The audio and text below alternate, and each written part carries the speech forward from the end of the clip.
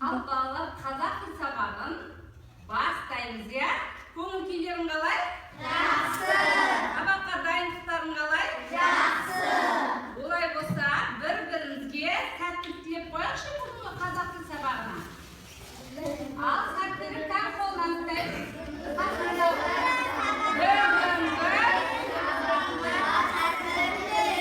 Жақсы. Ал олай болса, бүгінгі сабағымызды бастайық. Балалар, жалпы мен бүгінгі үй жұмысынан бастап барлық сабақтарды сендерді жаңа өте жақсы тапсырмаларды жақсы орындаған топтарды күлекештермен, ал жеке тапсырмаларды жақсы орындаған оқушыларды шаршылармен бағалаймын. Білеміз, шаршы, қызыл шаршы 10 балл, 9-10 баллды көрсетеді, жасыл шаршы 7 мен 8 баллды көрсетеді, ал сары шаршы 6 мен 5 пен 6 баллды көрсететінін біз жақсы білеміз, иә?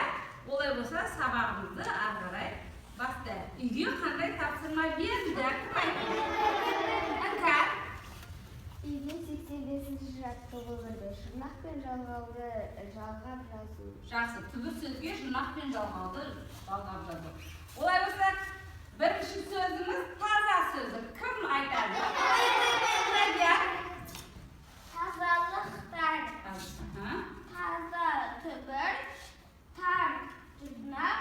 Тазалық. Жұрнақ, тар жалғау. Тамаша, сенде де солай ма? Келесі, біл. Айзере. Білгіштер, бір түбір, бір жұрнақ, тер жалғау. Тамаша. Келесі, дойбы. Айзере. Дойбы, шымен. Дойбы, түбір, жұрнақ мен жалғау. Тамаша, өте жақсы. Келесі, жаңа. Дәлел. Жаңалықтар, жаңа түбір, лық, жұрнақ, тар жалғау. Жақсы бала. Олай болса, біз өткен тақырыптарды ескертілік, ережені ескертілік.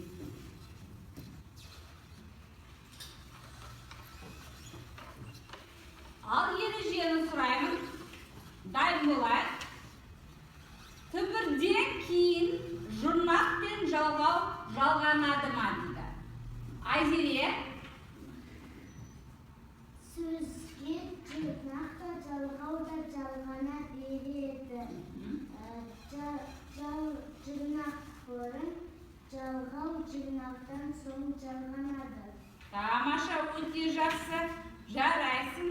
Келесі ережеміз. Түбір дегеніміз не? Кім айтады? Шадия. Сөздің одан әрі бөлінбейтін бөлігін түбір сөз дейміз. Жарайсың. Келесі ережемізді. Жұрнақ дегеніміз не? Нұқтас. Қосымша жұрнақ жалғау болып екіге бөлінеді. Сөз мағынасын өзгертетін қосымшаны жұрнақ дейді. Тамаша, сөз мағынасын өзгертетін қосымшаны жұрнақ дейміз. Жалғау дегеніміз не? Айзере. Сөзді байланыстырғанда қосымша жалғау болып екіге. Жоқ, сөз бен сөзді байланыстыратын сөзді қосымшаны. Жоқ, қателестім. Жалғау дейміз. Қайтадан дұрыстап айтып берші өзің. Сөз бен сөзді байланыстырғанда қосымша жалғау болады, иә? Жақсы. Тақым толықтырады осы ережені. Жалғау дегеніміз. Жанайдар.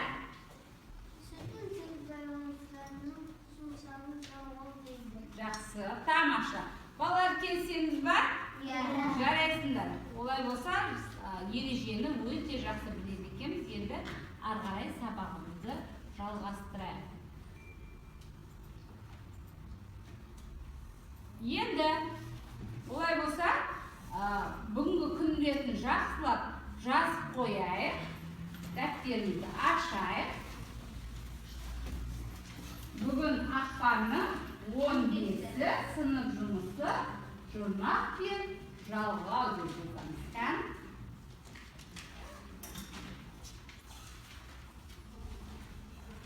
Где ручка попала? Перевыше.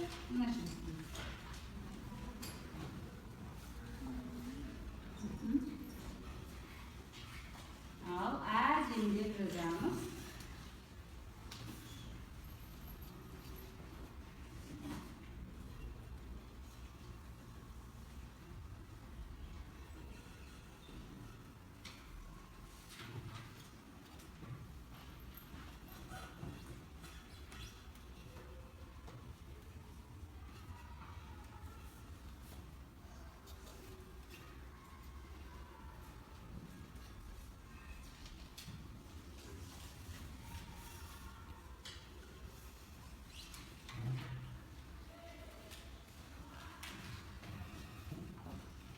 Otuz 60 бетті ашамыз.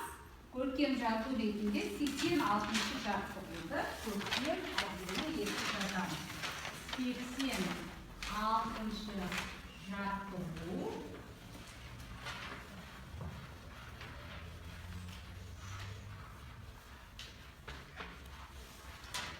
Мақалды көркем жазамыз. Әдемі жазамыз. Тәнки.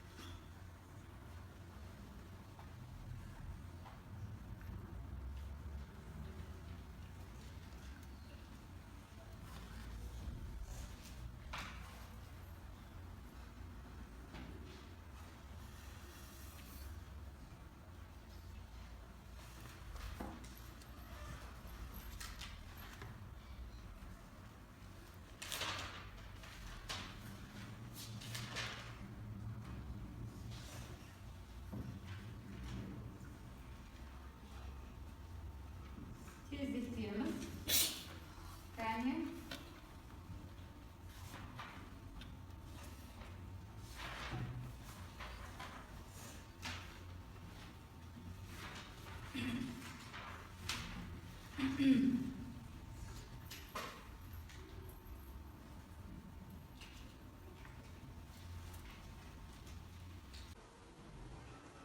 az жазып болсақ, бәріміз болды.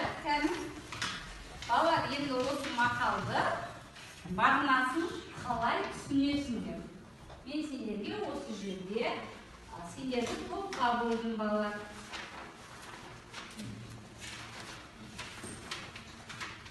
Бірінші топ түбір, екінші топ жұрнақ тобы, үшінші топ жалғау тобы.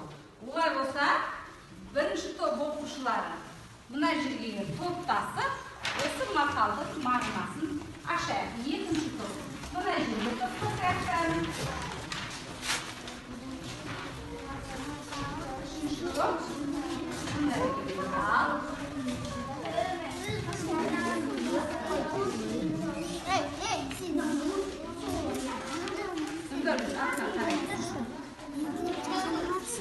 Қарағалан дейді.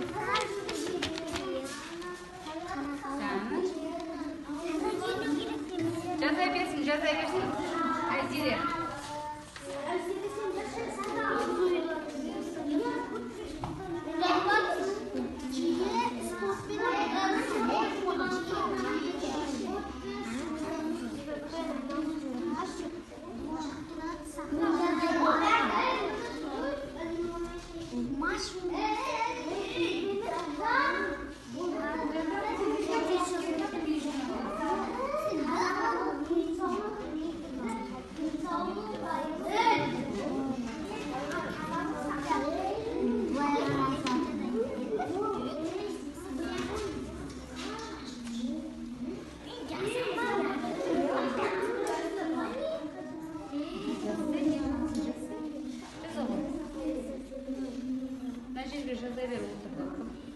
жаза берме, мынау жазады, сендер айт.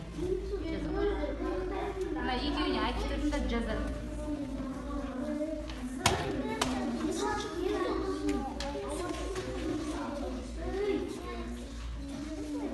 Кездетпей, уақыт шектеулі.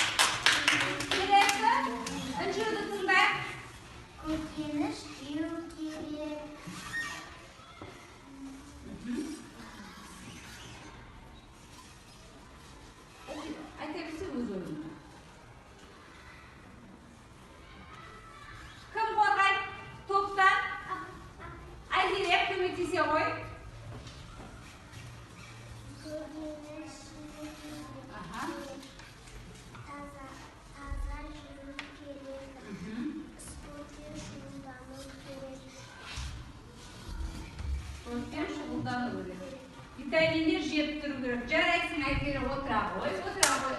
Қателеспейміз.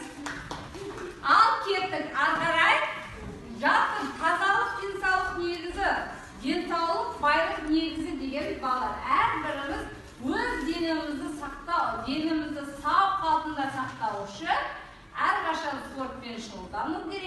уақытымызды тиімді пайдалануымыз керек, ал дұрыс тамақтануымыз керек. Олай болса, ары қарай тапсырмамызды орындайық. Бала, бізге мынандай тапсырма беріпті, ойлап тап деген. Мен оқиын, сендер жауабын қарастырасыңдар. Келісіп па? Ал Сәуленің інісі ауырып қалды. Қанша дәрі ішсе де ем болмады. Сәуле інісіне қатты жаны ашыды. Сиқырлы дәрі тапсам ғой деп армандады. Дерек көздерден ақпараттар іздеді. Сөйтіп інісіне шипа болатын ем тапты. Ол қандай ем деп ойлайсыңдар? Енді сендерге айтарым осы жерде. Ол жөтел басылмай қойған кезде дәріден басқа қандай ем қолдануға болатынын осы жерде талқылайықшы. Ал мен сендерге тапсырма ретінде тоқтық тапсырма беремін. Жөтел басылмай қойған кезде, бала бір минут тағы да бір оқып кетейін. Сәуле інісіне не берді деп ойлайсыңдар? Витамин берді деп, тағы да кім қандай жемістер берді деп ойлайсыңдар? Көмірстер, ал енді өздерің жөтеліп ауырып қалған кезде аналарың сендерді үй жағдайында қалай емдейді? Ал тоқтатайық.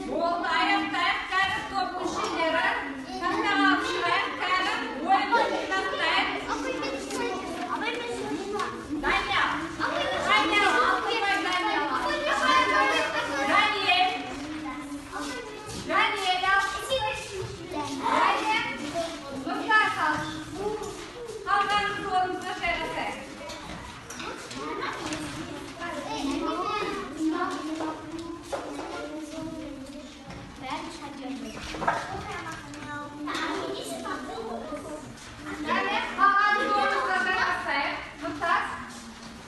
Yani tartipte bolamı degen okuşu.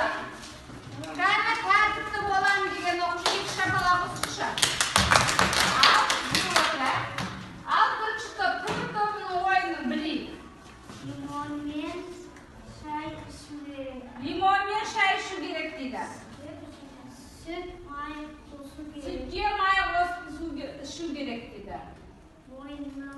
Moyunga Spit tağarı. spit tağamız dedi. Tağda Marimen çay. Malinamen şay şu gerek dedi. Kesemiz var? Жақсы. Onda tübür topuna tağı da kortuna basmaylı жақсы. Жарайсың. Келесі. Жанел. Damla çay içu gerek. Astık soba içu gerek. Aha. Bu gerek, jüp gerek, жылы киіну gerek. Türlü vitaminler jüp gerek. Limonlu çay içu gerek. Жақсы келісеміз ба? Жақсы. Келесі.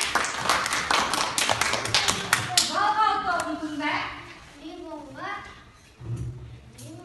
çay kozu gerek. Aha. Sütke bal kozu gerek. Aha. Sütke may kozu gerek. Aha. Vitamin Vitaminde kokolisler көп жеу керек. Келісеміз ба? Жақсы. Өте жақсы. Ал олай болса, серту сәтіне бір серту қалайға. Қан бәрі орнымыздан тұрып.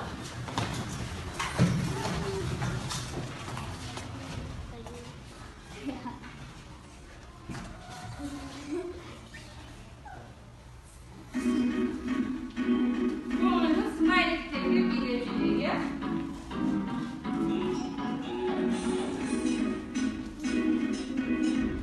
Қане?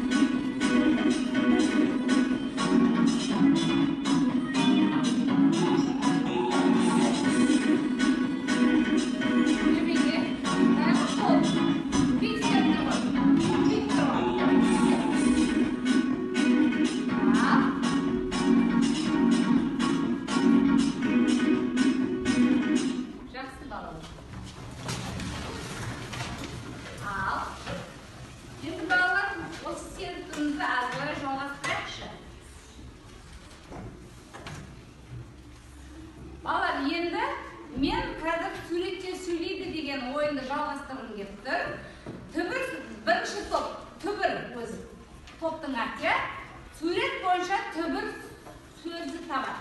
Екінші топ сол түбірге жұрнақ жалғайды. Үшінші топ сол түбірге жалғау жалғап айтамыз. Кеттік па? Ал олай болса, ары қарай кеттік. Түбір тобы. Кім айтады? Даниял. Жылқы. Екінші топ жалғастырады. Емхан. Жылқышы. Үшінші топ жалғастырады. Жылқышылар. Жылқышылар. Тамаша. Кеттік келесі топ. Түбір тобы. Даниял. Еттік. Дұрыс. Екінші топ. Айтады. Даниял. Лаяна. Етікші. Етікші. кіші, өте жақсы. Үшінші топ. Айзере, ертікші. Жарайсыңдар. Кеттік арай балалар. Келесі сурет.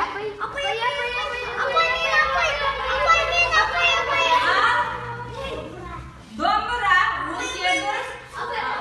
Айтам. Домбырашы, керемет. Домбырашыға арғарай. Домбырашылар, керемет, өте жақсы.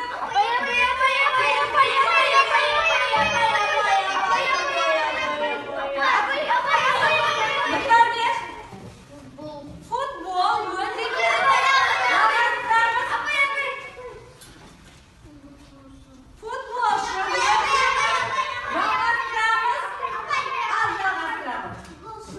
тамаша, керемет.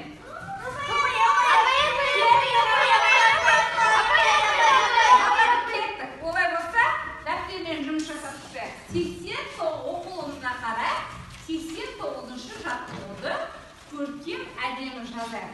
Енді бала жарбас бұрын бері қарайықшы. Бала бұл бізге жұмбақ екен. Мен жұмбақты оқиын, жауабын сендер таба қойыңдар, иә? 32 мықты, қаз-қатар болып шықты. 16-сы асты, 16-сы үсті. Енді бәрін білмей жазбас бұрын бері қарап кетейікші. Жалпы жұмбақтың жауабы не екен? Тіс екен. Енді тістің күтімі туралы не айтасыңдар бала? Ал, Інжу? Тісті тазаламасаң тісің ауырады. Иә, сол тісті күнде неше рет тазалауымыз керек? Дәния? 2 рет. Тісті 2 рет күнде тазалап тұрың. Тағы да тістің күтімі жайында Бүсара? Тісті азанда түнде тамақтан жеу.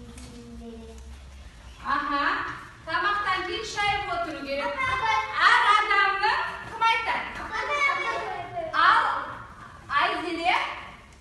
Он қосылған зат жегенде жуып тұру керек. Иә, дұрыс айтасың. Айсара? Әр адамның өзінің бөлек щеткасы болады. Дұрыс айтасың. Әр адамның өзінің жеке тіс щеткасы болды. Балалар, олай болса тағы да бір ережеге мұқият қарап қояйық экранға. Тіс киген аса. Тісті күніне 2 рет тазалауымыз керек. Тамақтан соң ауызды шаю керек. Ыстық тамақтан соң суық су ішпеу керек. Қатты заттарды тіспен шақпау керек, тістемеу керек. Тәттіні көп жемеу керек. Тіс дәрігеріне жиі көріну керек. Әрбір өзінің жеке тіс щеткасын пайдалану керек. Келісеміз ба? Жақсы, олай болса жаттығуды жұмбақты жақсылап көшіріп жазайық және астына жауабын жазайық. Тақтаға кім жұмбақты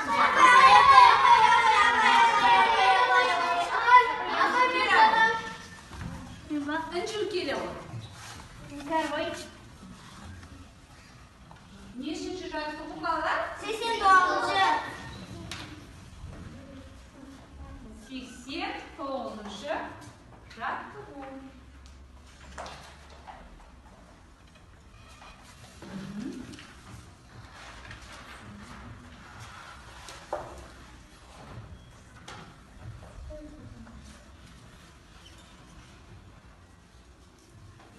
Астына жауабын жаздыңыз. Барлығымыз әдемі көркейтіп жазамыз.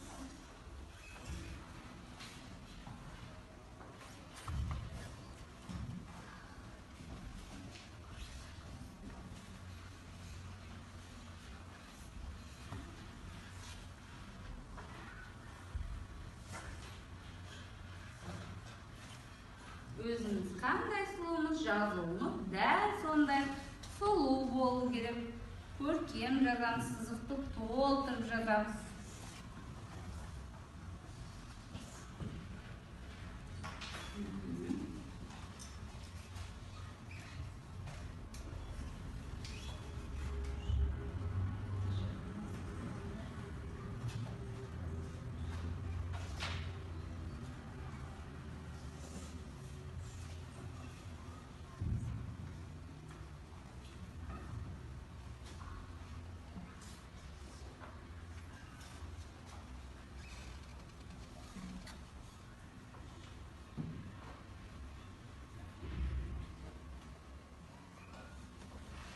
Demir жазамыз.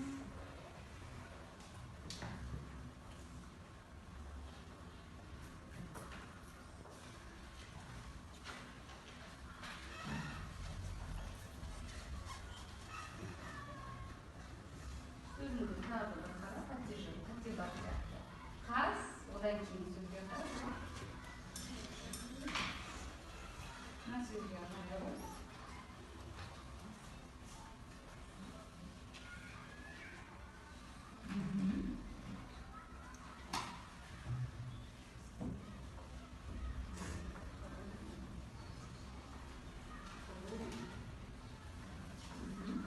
Жазамыз әдемілеп.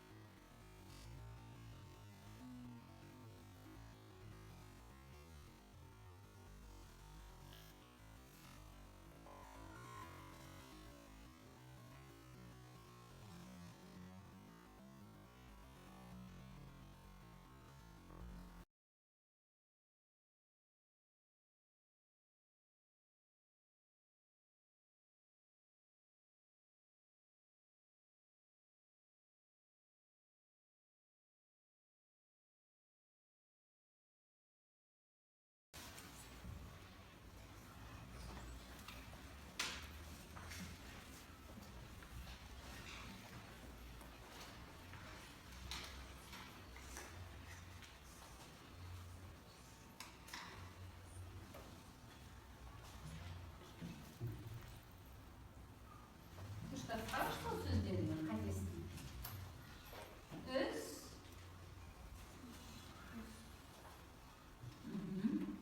Қандай? Ас. Мына жерге жақшаға жауабымыз.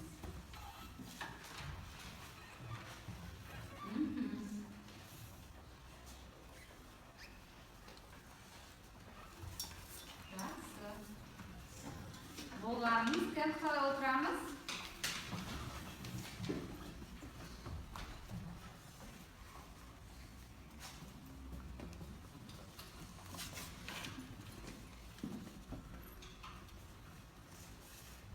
Ал балалар, келесі бәріміз болдық па? Ал келесі тапсырманы орындауға кірісейік. 90-шы жаттығуға қарайықшы. Коньки теуіп жүріп байқамай, бір қызды қағып кеттің дейді. Ол құлап қалды. Осындай жағдайда сен не істер едің дейді. Ал енді бірінші нұсқасы. Кешір дейсің де кете бересің. Екінші нұсқасы. Қыздың тұруына көмектесесің. Оның өзі қалай сезінетінін сұрайсың. Және кешірім өтінесің. Үшінші нұсқасы. Мен әдейі істеген жоқпын деп кетіп қаласың. Ал осы үш нұсқаның қайсысын айтар едің? Екіні не деп айтар едің? Айта қойшы. Қыздың тұруына көмектесем. Оның Bir şeyin alıp kalmadı var mı? Sırayla жағдайын сұраймын. және кешірім. Кешірім сұраймын. Тамаша өте жарайды. Тағы да бір қандай нұсқасын айтар едің? Ал Нұртас. Коньки тепкен қызды. Құлап кеткен. Тұруына көмектесіп қайсысын сұраймын.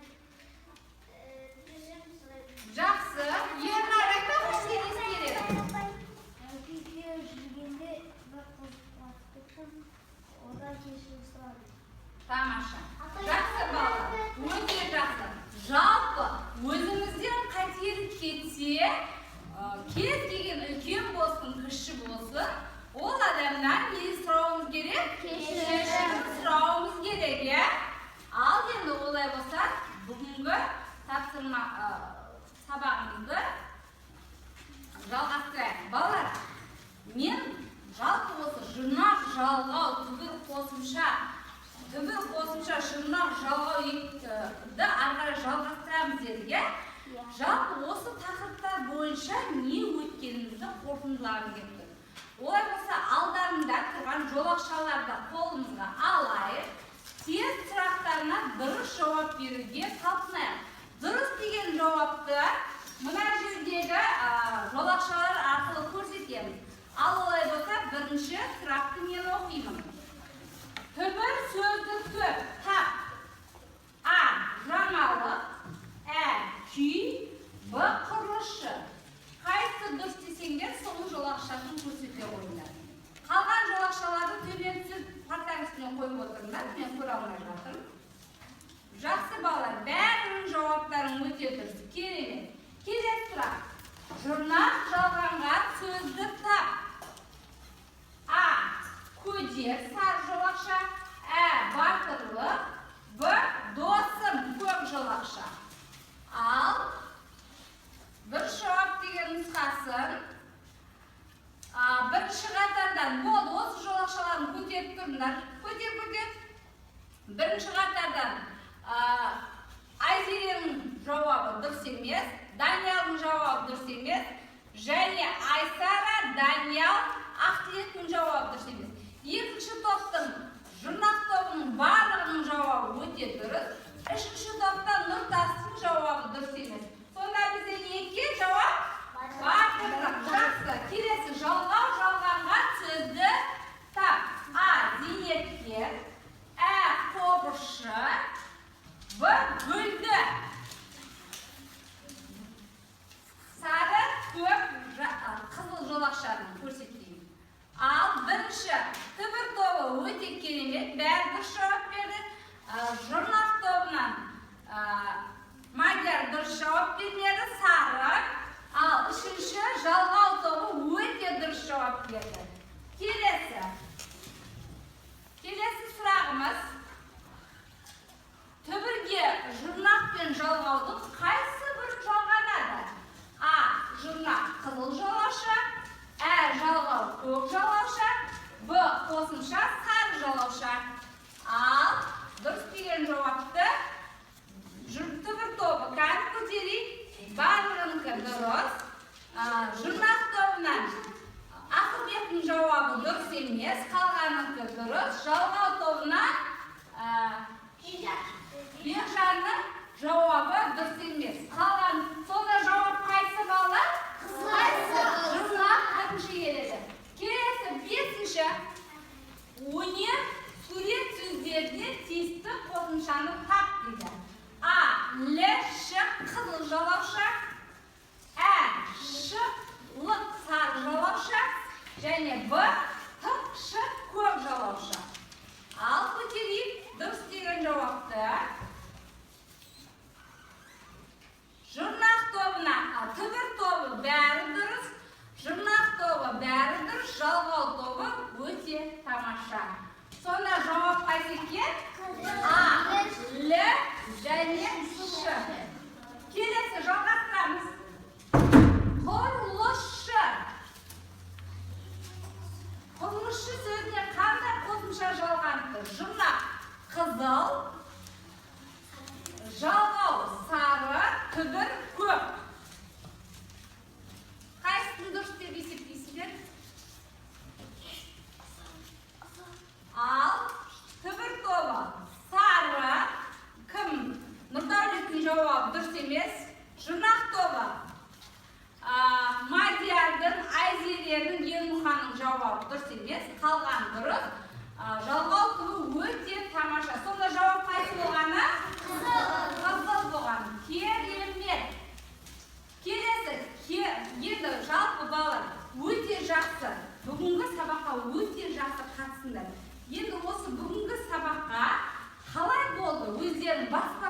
арқылы бағалар жерінде тамаша десеңдер былай, жоқ орташа десеңдер былай, ұнамаса былай. Баспанақпен көрсетейікші, мен көрмейтінмін. Керемет. Олай болса, үй жұмысына 88-ші жаттығуды аларсыңдар. Күнделіктерге жазыла қойыңдар. Бүгінгі сабағымыз аяқталды.